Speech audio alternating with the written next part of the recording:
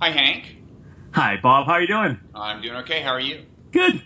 Good, good, good. Let me introduce us. I am Robert Wright. This is the Wright Show, available on both streaming video and audio podcast. And you are Hank Peirce, pronounced Peirce, not Pierce, but you're following the pronunciation of the famous philosopher Charles Sanders Peirce, to whom you are distantly related, we might add. Yeah, just a little bit. I don't want to put any pressure on you here, but we're expecting a pretty rigorous treatment of every subject that comes along here. Oh, this is going to be bad in that case. Is that what you should never raise expectations, I guess, at the outset. But that's what I've done. Excellent. And I want to welcome everyone to the minister's office here at the First Parish Church in Milton. You can see some chairs, a lovely high boy, which was in the church parsonage until they sold it, and they didn't know where else to put it, so they put it in the minister's office. Nice. So it's not just the exorbitant salary that drew you into the ministry. That's right. Exactly. It's all the perks. It's the fireplaces. Exactly. Right. Which is unused, but yes, it is there. Right. Yeah. Well, that's nice. Well, I'm really looking forward to this conversation because, for one thing, I have a real interest in Unitarian Universalism. Because, for one thing, I would say of all the denominations with a Christian lineage, it has probably worked hardest to reconcile itself to a modern philosophical and scientific intellectual environment. It's certainly in the running for that title. And in fact, some people would say it's gone so far that it doesn't deserve to be called a religion, but we can talk about that. So I have a lot of questions about that. But also, you are, I think, unusual among UU ministers in that you have had a serious involvement in the punk music scene, I gather. And is it true that you have the tattoos to show for it, or I do? Yeah, you do. Wait, now draw those in. We could not see the closer. Okay, that's serious. That is serious stuff. I hope you don't have second thoughts down the road, because that would be a lot of work. No, it's true. Well, I think for me, getting punk rock was also, I sometimes think of the early days of punk rock as sort of being the vanguard of Generation X, and it being a reaction to sort of the boomers, and although it certainly isn't a true it's essentially true, but I think a lot of us in the early punk scene sort of felt like, wow, the 60s, which we heard about all the time, was this great time, and yet what have they done? What changed? Where is world peace? Where is world peace if they were so great? And so I think a lot of us sort of felt like, at least early on, is a sense of like, well, they just went and got haircuts and put on clean clothes, and then voted for Reagan, and getting tattoos. It was a bit more of a commitment. Like, I want to, mark my body in a way that I can't just go, for. Was that really explicit? I mean, that was part of the.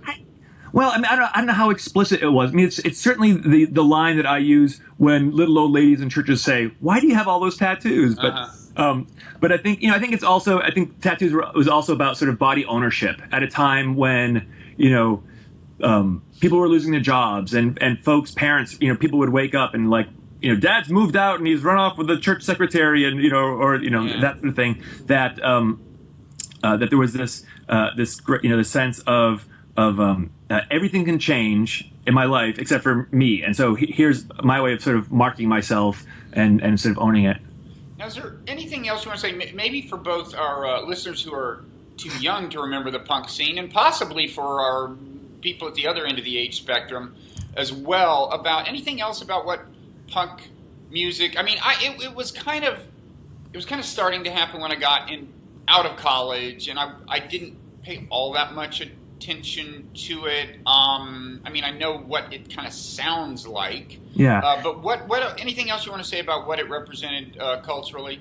Well, I think I mean, as much as it was and it continues to be a music scene, it was really a place where any sort of oddball kid. The 80s were certainly a time of great conformity in America. Morning in America, that whole sort of Reagan's, idea of like, here we are, and it's, very conformist, and anybody who felt a little bit different needed a place, and punk rock sort of, in many ways, became like the flag. So, you might go to a show and see bands, many of whom were horrible. And yet that sense of like, hey, here are people who are my age, people I might know, who are picking up instruments and they're just doing it, and they're doing it themselves. And we're not, we're not doing this even to make money as much as it's a focal point. And I think especially, where music has become, had really become by the 60s and 70s, had really become almost sort of like the scripture. It was like the thing that was most important in our culture. I mean, the fact that we have a rock and roll hall of fame really just points to like the fact that we think that music is the most important thing in our culture. So that punk rock was a place where any sort of oddball kids, you'd have kids who were, incredibly smart, and kids who were incredibly dumb, and kids whose parents were from overseas, and folks with physical or mental deformities or issues, and they had not been the cool kids at school, and they had not been the quote popular kids at school. Yes, at least in my situation, that's certainly true. Yeah, well, that's true in mine, but I didn't. Anyway, so that's interesting, and I think also it was a place that and I often describe that the first time I ever went to a Unitarian Universalist youth conference, and the first time I ever went to a big punk rock show, I had almost the same sort of emotional feeling when I sort of walked in the door and saw sort of like the chaos and hear all these weirdo kids. It was a sense of like I'm home. Like, here's my tribe. Maybe the tribe's not the right term for it, but it's like here's the family that I always had wished that there were other kids like me, and here they all are, and they've all come together, whether in a church basement or in somebody's garage. And so you encountered the church at what age? Well, I grew up in the church. One of the other things that makes me a little odd too is that my family on my father's side goes back to belonging to the early Puritan churches here in New England, churches that all became Unitarian. There was a split in the 1820s between the more liberal and more conservative members of the congregational churches, the Puritan churches, and the more liberals became Unitarians, and the more conservative, the Orthodox. Which at the time doctrinally represented a rejection of the Trinity concept, right? I mean, isn't that what Unitarian means? Well, I mean, that's certainly what it means. It was a term that the term Unitarian was a term used by the more conservative as I think they were trying to defame the group and sort of say you're leaving Christianity altogether, and the Unitarians sort of felt like, okay, you know what, we'll take this. We'll sort of said we'll take this title on. It's more that they questioned a lot of the religious dogma of that era, and of their churches. Most of the ministers here in especially closer to Boston were all trained at Harvard, and it was just when sort of biblical criticism, especially from Germany, was coming over. So people were also rediscovering the texts in their original language. And we're sort of saying, oh, you know what, we have, we should ask more questions about the what these words, the scriptures say, and how we've applied them.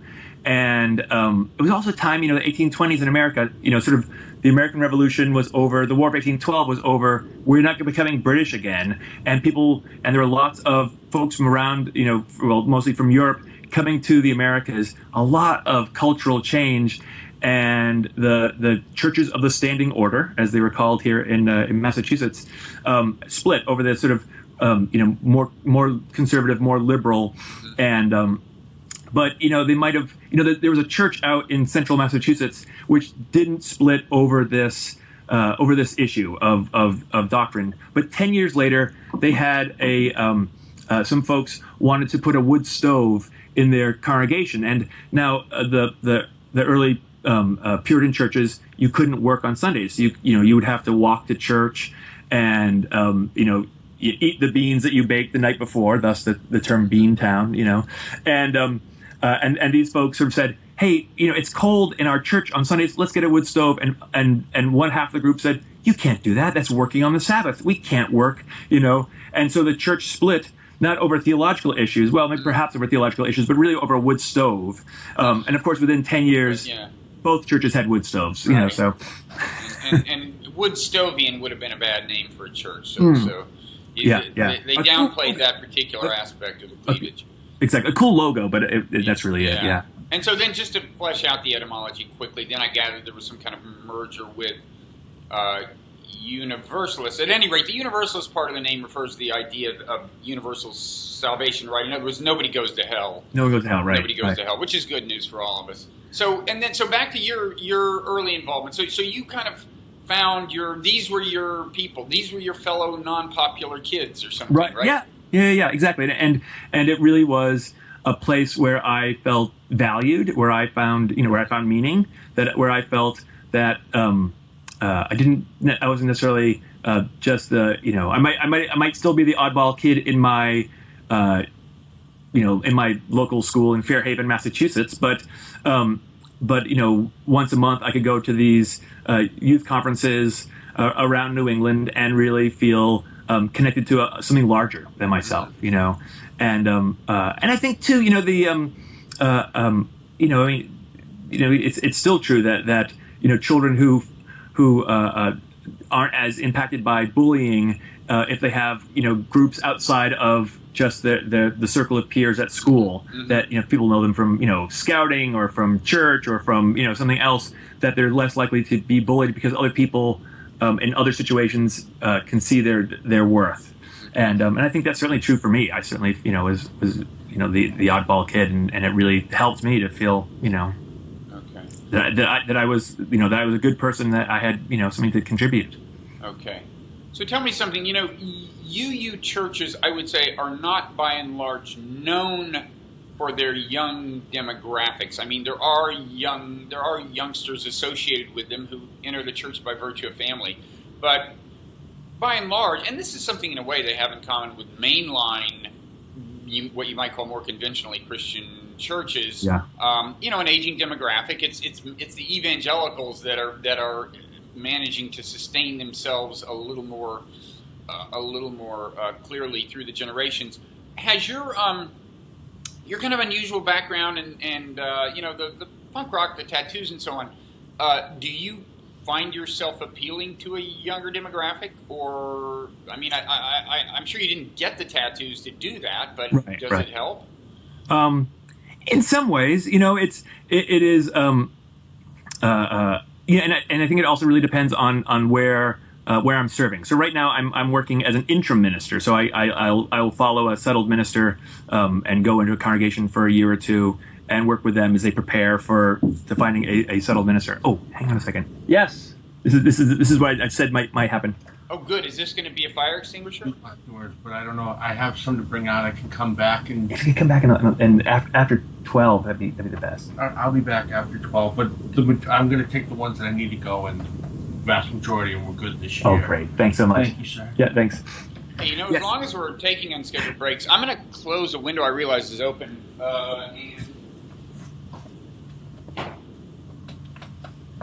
Yeah, I think that helped a little with the white noise here. I'm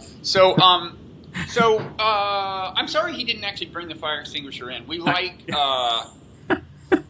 visual effects, spontaneous visual effects. Often they come in the form of pets. This would have been a first. So right now I'm serving a congregation in a very nice suburb of Boston, which is also very pricey place to live. So there aren't a lot of young families coming here, and the same. The previous church I was serving in was further out in the country.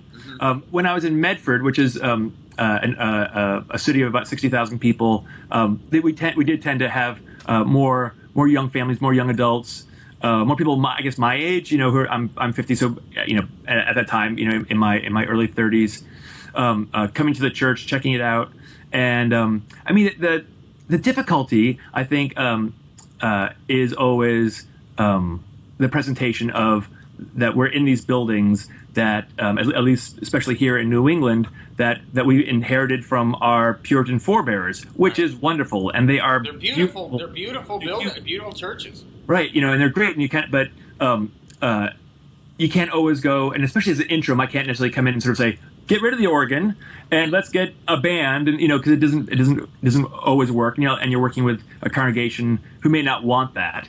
It was a bit easier in the congregation I served as a settled minister for us to bring in different music and bring in different sort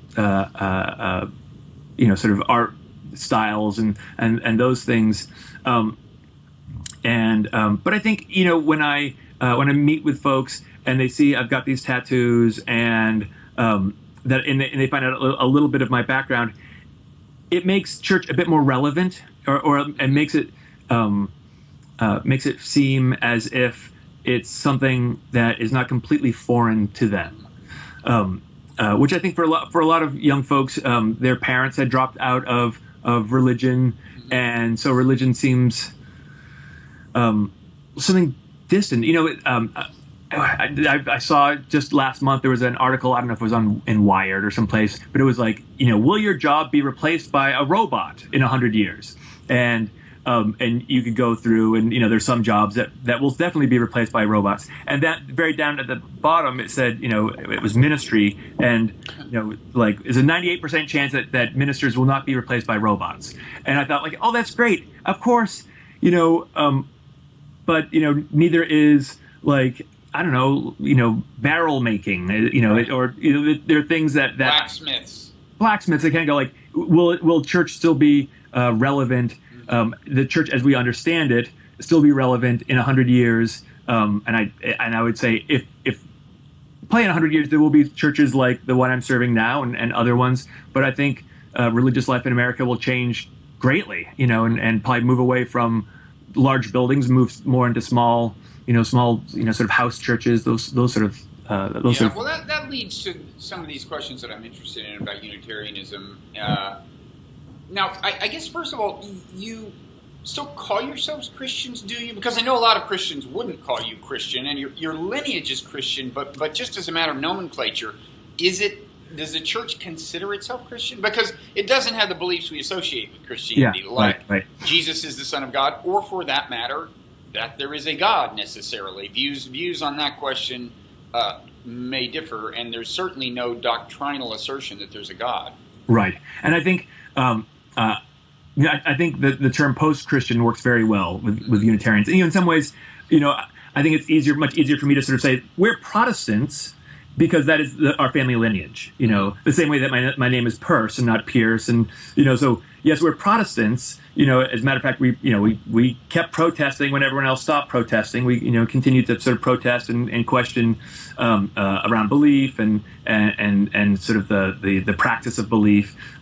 But I wouldn't, and there certainly are people who are Unitarian Universalists who identify as Christian. The same way there are people who are Unitarian Universalists who identify as being a humanist or as being Buddhist. I think but I think it's all it's all moving all the time. I grew up in a very humanist-centered church, so where the center of religious life was not on belief in God, but a belief on the sort of the goodness of humanity and humanity's ability to do that, which was great. And yet there was there was much that was unspoken about that came from adults, and sometimes didn't always come from the pulpit, but did at times, that people who believed in God were weak and just weren't in a place where they that if you were smart enough that you wouldn't need God. So that was kind of an unspoken belief common in the Unitarian Church you grew up. Right. And it's, I think especially in the churches that that I grew up in, in the 60s and 70s. And then when I was 19 or 20, I was living on my own, and I can't remember. I'd either gotten dumped or gotten fired or both. And I was walking down the street and I saw a penny and I picked it up. And I made a wish, and then the next thing I knew, I was 2 blocks down the street, and I still have the penny in my fingers, and I realized, I went, oh my gosh, I'm not making a wish, I'm making a prayer, and then I thought, if I'm making a prayer, that means I must believe in a God, and if I believe in a God, that must mean that I'm weak, and then I thought, well, I'm feeling pretty weak right now, and why not? and why not? Let me see how this works, you know. And for me, it was a great, the fact that I was able to change my theological belief from one of humanism to one of theism, and still be able to stay within the same religious community is amazing. So you consider yourself a theist? Yes, yeah. And so this is really interesting because, I mean, I think you're right that lots of people who would not call themselves theistic have these moments where they're under pressure or something and they make some kind of plea, or maybe they're under pressure and making a big decision and they see some weird coincidence and they take it as guidance, or there's all kinds of ways that people who don't consider themselves theistic depart from a kind of strictly, you might say, scientific materialist conception of how to lead one's life. So are you saying it was kind of a moment like that that led you to go, well, like, why not? I mean, yeah. And I still think that my understanding of what God is and how God works is still very humanistic. You know, actually, my one of the ministers I worked with in studying for the ministry, he described my theologies. He said, "You're a theist with a humanist soul." You know, that I still expect that. You know, even sort of like that God is sort of like Harvey the Invisible Rabbit, who's there for me. You know, it's a personal relationship, and yet I'm not like expecting God to come and bail me out for something I've done stupidly, or it really is much more of a friend who's there with me at difficult times, and I think that it's hard to say when that, like, I mean, yes, it was certainly a stressful time for me. I don't know if that's always the case. So, the same way that we are discussing the changing gender roles in our culture today, I think there's a lot of like overlap and changing understanding of God and spirituality in a way that people are no longer in these certain little silos. Marlon Lavinar, who's the minister of the Unitarian Universalist Church, All Souls Church in Tulsa, Oklahoma, he talked about in a sermon that this fellow who had been a staunch humanist in his church, he'd known him for years, came to him one day and he said, I grew up in a Pentecostal church. And he said, oh, that's right. And now you're a humanist. That's right. But he said, but I still speak in tongues, and Marlon was like, really? Like, how does that work? I said, well, a couple times, a week, I'll go and find myself a place, quiet, and it'll move upon me and I'll speak in tongues but I feel better afterwards, and I think, for him, he was kind of shocked, but it was also a sense of like, well, why not? And I think Phyllis Tickle talked about that change in our culture, where there's sort of a great swirling of religious beliefs, and that in another 50 or 100 years things will get set right now. But right now things are so influenced. I mean, could you almost call yourself an agnostic theist in the sense that you're saying that on the one hand, the assumption that there's something out there that can serve as guidance or inspiration or consolation or something has proved a useful assumption for you, and it helps you guide your life, and so you embrace it, but you can't assert with complete confidence that it is actually there beyond being a useful fiction? I don't know about that. I think it might be more that like maybe it's more deistic, that there's something out there, and but although the deistic God is like pretty distant, it's like strictly speaking, all the deistic God has to have done is wound up the universe, and then, like a few billion years ago, and now could have checked out or something. But right, and I think, but it might be more like a deistic God who may come by, has my address, that's the thing. I don't know, I was there are certainly are times when I feel like. The previous church I served, actually, in Westford, Massachusetts, was affiliated with both the Unitarian Universalist Association and the United Church of Christ. So it was a church that split and then got back together, and they hadn't had a Unitarian Universalist minister since 1969. So I went in there as the interim minister, and I certainly felt like it was great. It was exciting. It was interesting for me to really sort of use much more biblical scriptures, and I really had a great time. And at the end of my time there, I went to a retreat put on by the Center for Progressive Renewal, which is a liberal Christian organization, and a great one. And it was a wonderful conference, and I really felt like there were times. Most of the other folks there were United Church of Christ, some members of the Disciples of Christ, and a smattering of other folks, and it was great. And then someone would start praying. I'm like, oh, this is great, and they talk about Jesus. I'm like, okay, that's fine, and then they start talking about a God who is very different from the God that I experienced, and that sort of like would shake me. I kind of went, oh, I don't believe in that. That's God making, doing magic tricks almost in the back of my head. And some of it might have been the sort of the stuff that I grew up with in my very humanist church that made it seem that prevents me from prevents or limits me from having a different, more mystical understanding of the sacred.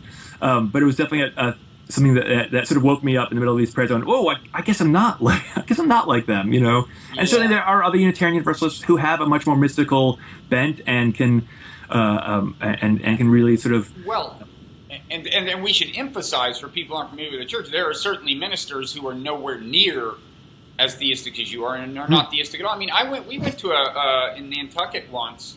We were staying there for the winter, and we went to a Unitarian service, and I remember the minister asserting with complete confidence that there was no transcendent source of purpose in the universe.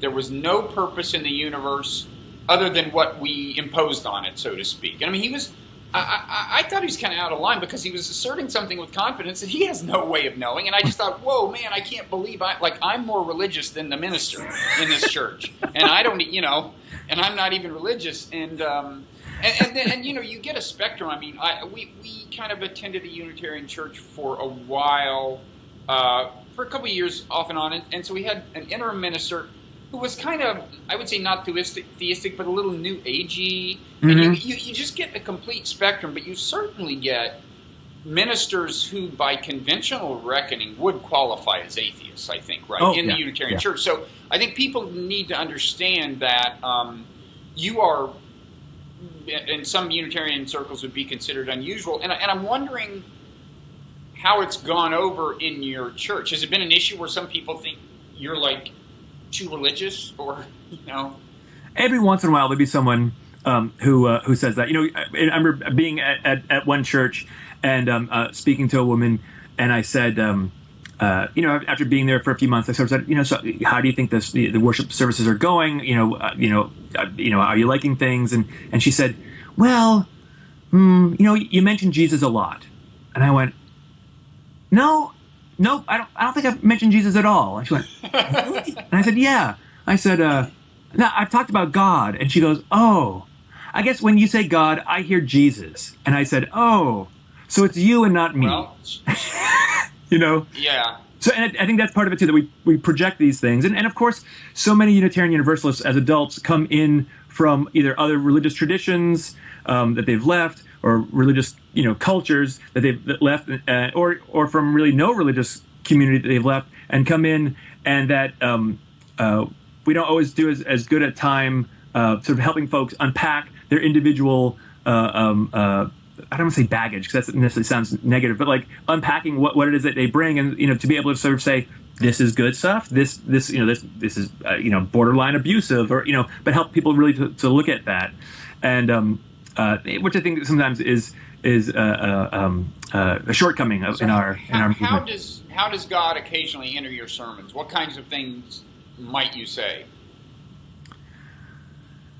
And of course, like I really, I think that the humanism part of it really still fits. And so often I'll be talking about something, and then I'll stop and sort of say, and I'd say, some people would call that God. That idea that popped into my head, or I was, as the interim minister, part of my role is working with a church as they do their search for the next minister, and I'll say, we're going to do these surveys, we're going to do these,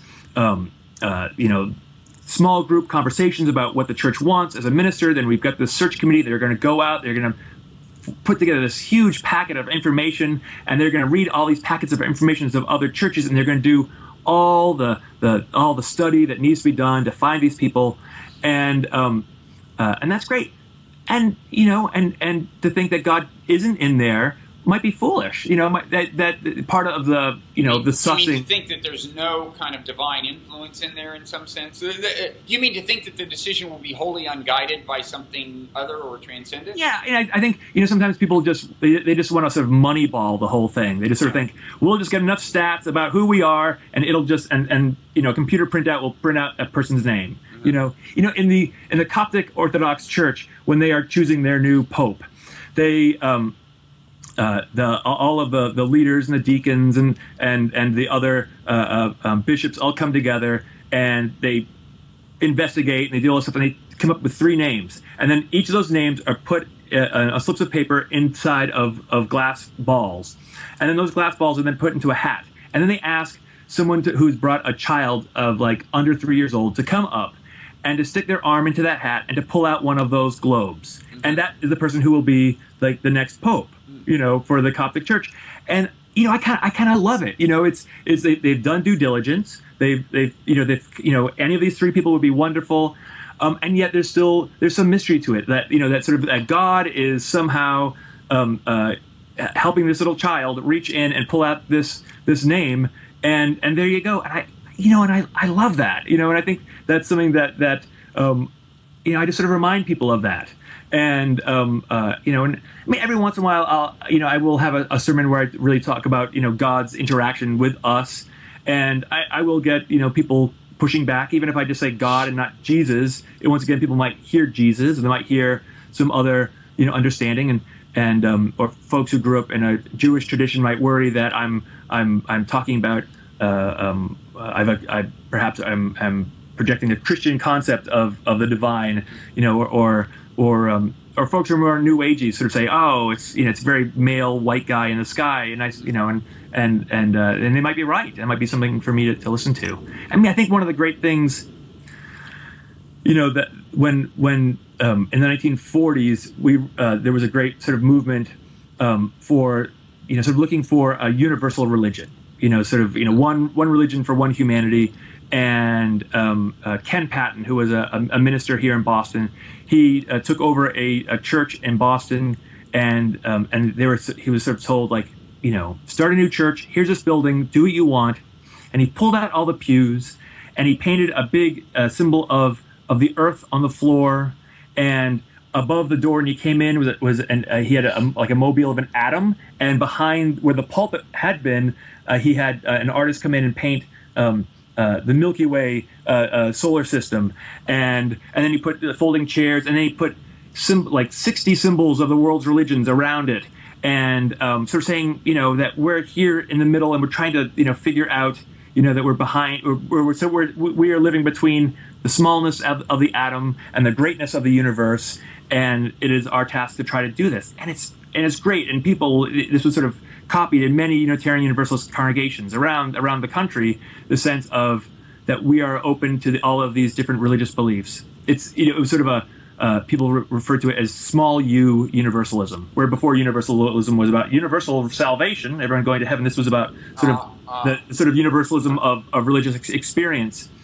and that was great, and yet it's we are a faith that's constantly renewing itself, and looking for new ways to do things, and it became difficult, I think, for sort of my generation of Unitarian Universalists to go anywhere after some folks have already sort of said, like, here's the universe, that if you do anything else that's not the universe, then it looks like you're going backwards. And for and I think I get more rub from folks when I'm not talking about the universe, and I'm not sort of saying, and this this quote from Jesus is very similar to this quote from the Buddha, and from and you can also be found in goddess religions of Ireland, and folks kind of go, well, I want more of that, which is fine, but it's not necessarily who I am, So it's interfaith, I guess. I don't know if this is the same as interfaith, but that's a term that sometimes that may refer to a more formal engagement. I mean, you could call this kind of eclectic, I guess, drawing on all of these sources. So people like the literature, I guess, the literary aspect of the world's religions, and like to see them evoked, but that's not the same as having actual belief. Exactly, and it's also difficult to the thing that made sort of those early Unitarians and then the Transcendentalists, who was the next generation. We should say that, Emerson and Wright, I mean, the American Transcendentalists were closely connected to the Unitarian Church, right? Yeah, they were all trained as ministers. Right. They all went to Harvard Divinity School. Many of them served as ministers, as Unitarian ministers. And it was this where the previous generation had said to the more conservative folks, who are you to tell us what the Bible means to me? That's between me and my God, and this congregation that has called me as their minister. This is up to us. This isn't for you to say, that these are the rules we have to follow, because it was based on a sort of a Calvinist understanding of a covenant, that a community comes together around a covenant, and someone from outside that community can't necessarily say you're doing it wrong because they're not part of the covenant, they're not part of that community.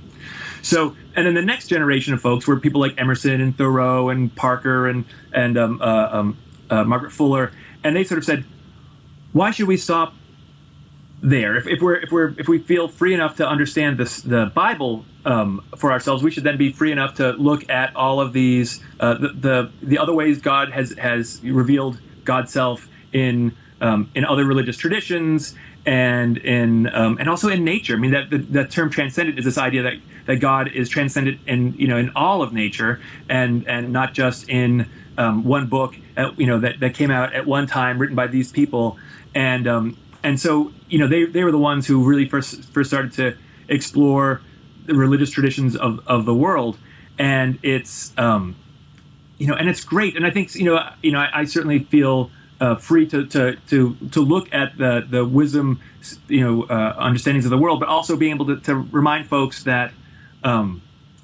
we can't be spiritual tourists, and how we might read this as Western Americans in the start of the 21st century might be really different from the people who it might have been written for. And we can't, and I think that's the struggle around cultural appropriation sometimes, is that, we do want to take these, other religious texts, these other things, and sort of say, oh, look how it applies to me in my, as I get into my Prius and drive away, I feel better about it. And that may not be really what it is. And where we were able to be critical of the Christian tradition of which we were a part, I sometimes worry that we aren't as critical to other religious traditions as perhaps we should, but if we want to use them, but by being critical of them, are we being sort of like spiritual colonists? So we're going to come in, we're going to claim your religious tradition and as our own, mm-hmm. and sort of say it means the same thing to us as it does to you. Okay, let me ask you if your version of theism helps you overcome a challenge that I think confronts some Unitarian churches, which is just kind of the sense of some people that there's no there. In other words, you go to the church service, they're perfectly nice people, but there's nothing they seem to believe aside from having certain ethical, sort of liberal ethical beliefs. And correspondingly, there's none of what in traditional churches is a kind of a major source of consolation, inspiration, and so on, which is the sense that there is, in some sense, something more. In other words, I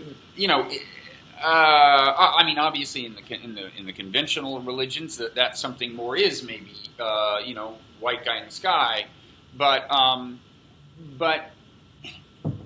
in some, there's something, you are among people who believe something that not everyone believes, is not merely a political belief, and is some kind of source of of reassurance or guidance or or even challenge. I mean, I think that was one of the things that I found quite, that I really liked when I was at the First Parish Church United in Westford, Massachusetts. Which was both Unitarian Universalist and United Church of Christ, was that we were all using the same scripture. We were all using the Bible, and then we could look at places where we found where all of us there found great solstice. That we really felt like, here's something that speaks to me, and also that we could all be challenged by it too.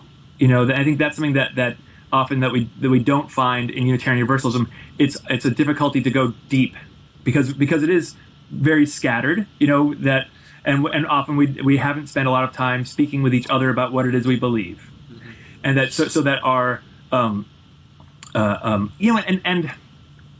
I think I remember one lovely person who was coming to our church for almost a year, and she said, I have to leave.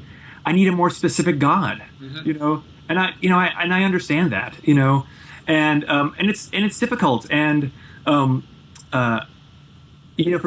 many years, Unitarian Universalist churches was sort of like the last stop for folks who might have grown up in a very conservative fundamentalist church, and then went to a more mainline church, and then started coming to our church, and then drifted away. Right. And and I actually wonder if we might actually be it might be a revolving door, and so people who are coming in from no religious traditions might come to us and then kind of go, I need a bit more structure, a bit more whatever, and go off. I think the biggest culture issues that goes on in all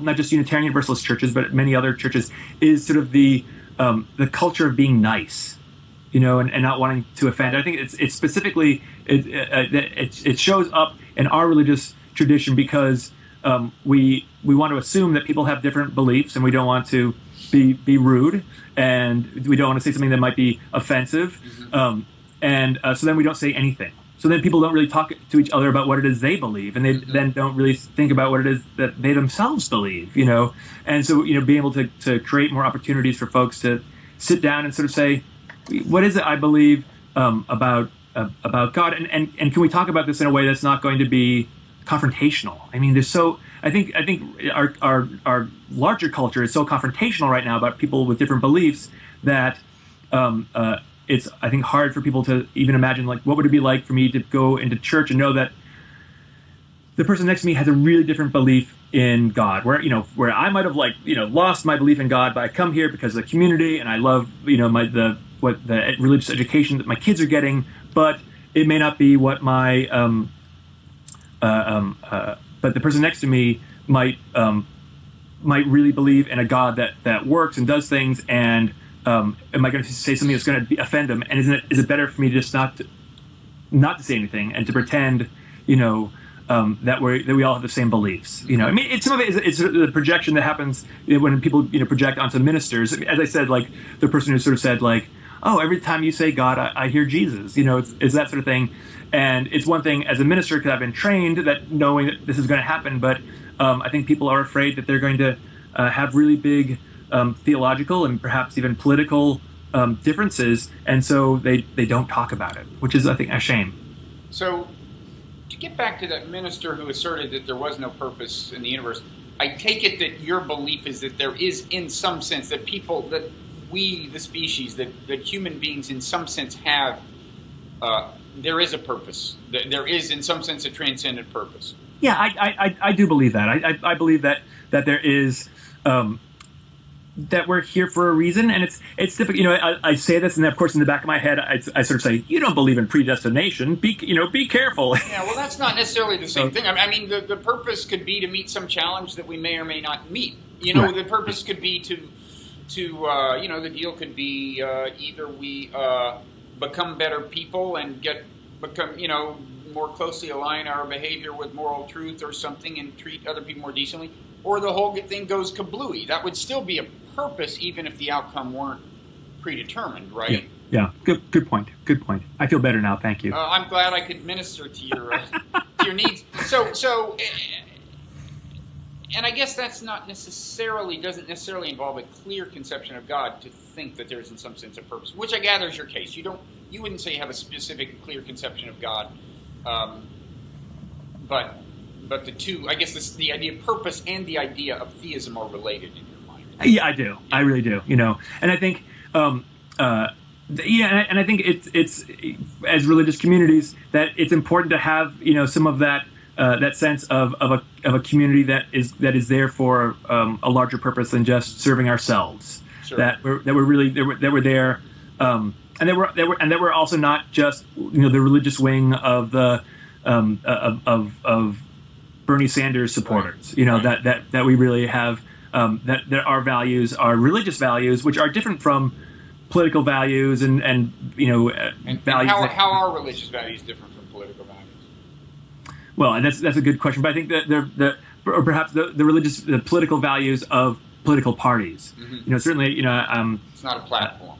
Not a platform, right. And I think certainly, the personal is political. And certainly, this coming week on May 17th will be the 12th anniversary of same-sex marriage becoming legal here in Massachusetts, and that was as soon as I got into ministry, that was like the first thing that we came up against, and that the congregations I worked with, that we educated folks, we went out, we rang doorbells, we spoke to people, and and in fact I was sharing with some friends last night just that very first night on the evening of the 16th of May.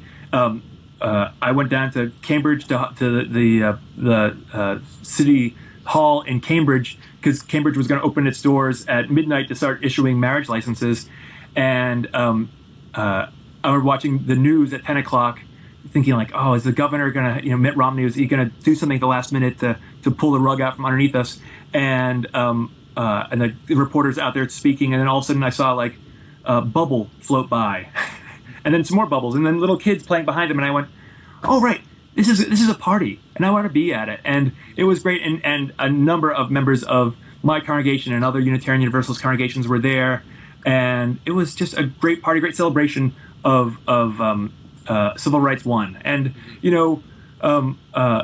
civil rights, and working for justice isn't about always winning. It's about being part of the fight. So when those victories do come, being able to really enjoy them, but not joining them just to because you're going to win. I think it's a larger issue about justice that as people of faith that we really need to continue to work towards, knowing that we might not always win, but that we are trying to speak our religious values and not just the political values of the day.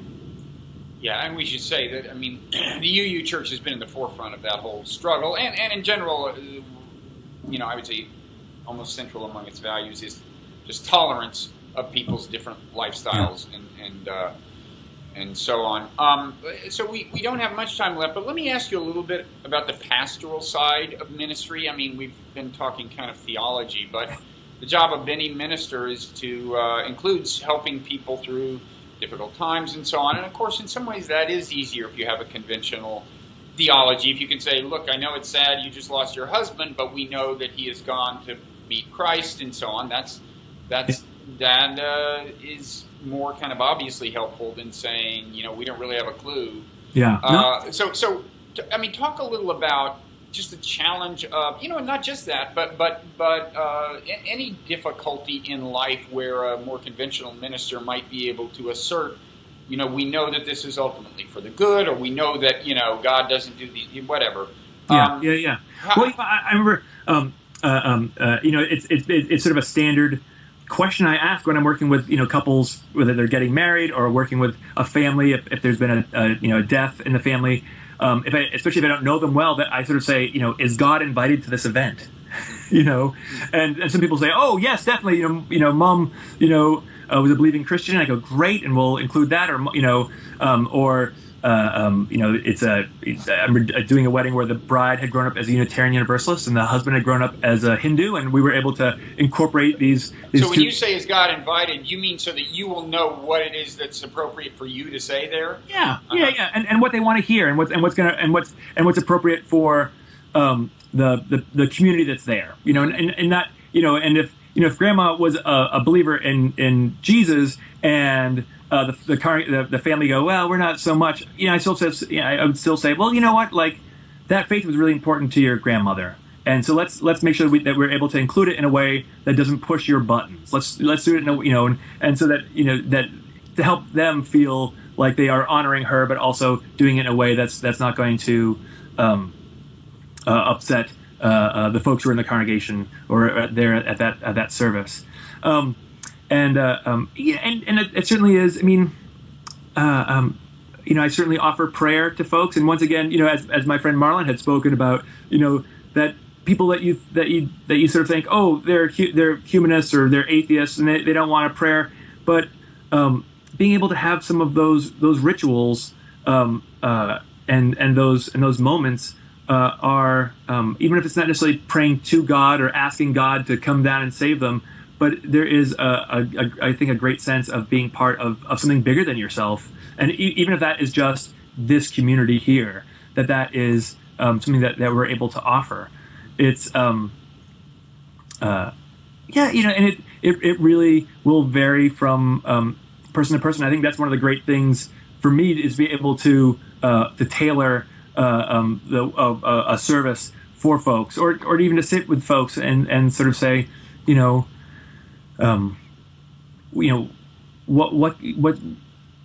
what do you wish could have happened in this? And of course, they train us at seminary in doing some counseling, and we're not, some people do go and become counselors as well. I certainly don't, but just a lot of it is just sort of helping and being with folks in those moments that I think, regardless of any faith training, sometimes you just need someone who is going to be there, and I think that's what religious community says, is that we're going to be there with you in these difficult times. And suppose it is a death, someone's lost a relative, and suppose it is one of the people in the congregation who is never enthusiastic about your invocations of God. So it's not somebody who's even remotely theistic. Yeah. Does it just come down to saying the kind of things a friend would say? I mean, is there? What can you say? Yeah. No, I think that's really it, and just just sort of sitting in silence with them, and sort of saying, that, I mean, if it's a death or someone is dying and they don't believe in the afterlife, I'm not going to, sort of say, I'm not going to try to impose, that belief on them, but just sort of say, all right, well, this is the end of of the journey, and are there other things that you'd like to say, or make sure that you get done, or that folks feel, would be really important, and they're powerful moments and great gifts that we're able to share with folks.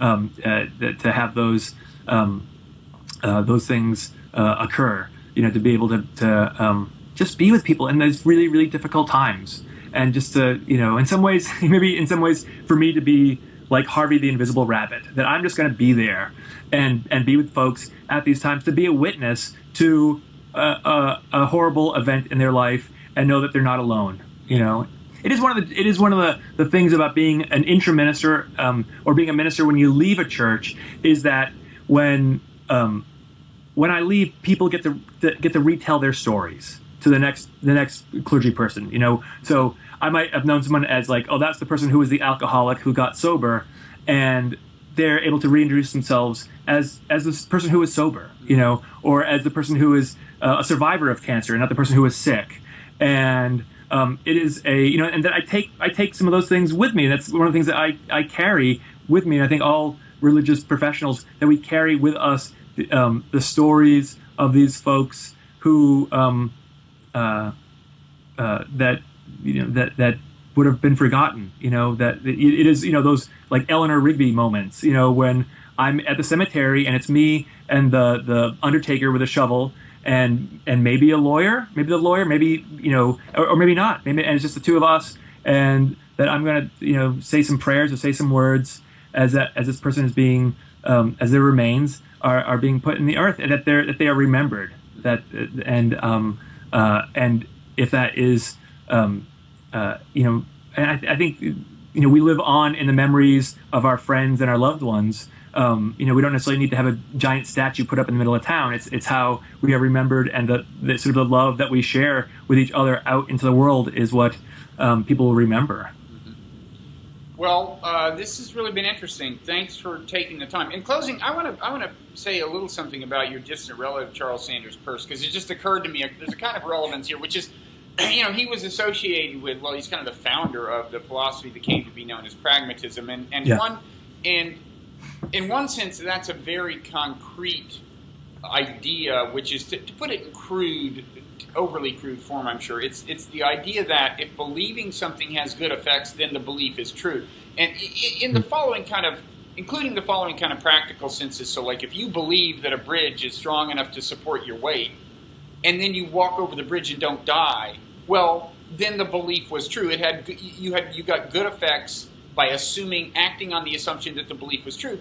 And understood in that way, it's just kind of the scientific method almost. It's just almost like testing your hypotheses.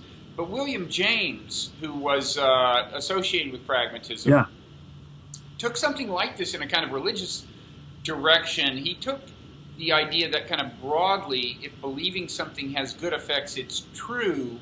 And as I understand it, I have to go back and look at his essay, The Will to Believe, but as I understand it, he kind of said, if believing there's a God has these good effects on your life, then that is itself a kind of a validation of the belief. And I just throw that out there. It's not what you wound up saying when I don't think this is necessarily this is not your own justification for being in some sense theistic. I understand that, but it's some Unitarians might find it Unitarian friendly, I guess. I think you're right. I think that sense of it, balanced with, does this belief injure other people? I think there's certainly, that, and then we want to be aware of that. But I think that is, I think that's very true. And I think, and I think also just the acknowledgement that we don't know all the truth. We don't, and that, our task in life is also try to get as much, to learn more, but also sort of be humbled by the fact that we don't know everything, and that's okay too. That we don't have to, know everything all the time. Which I think is in this time, there are folks who are sort of fundamentalists on all sides of the religious thing, and to sort of say, what, sometimes it's like gray is an alright color. Right. I agree. My view is that people should believe whatever they want as long as they're nice people. Yeah. Do good and be good, right? Which is another the movie Harvey you've alluded to a couple of times. There's a line in there where he says something like, I've seen smart and I've seen nice. I prefer nice, or I've been smart and I've been nice and I prefer nice. Something like that. Anyway. Oh, I have to go watch the movie now again. Yeah. No, it's a great line. Well, maybe we should close on that. Well, thanks so much, Hank, for taking the time. Oh, Bob, thank you. This has been great. I really enjoyed it. Okay, take care. Bye-bye.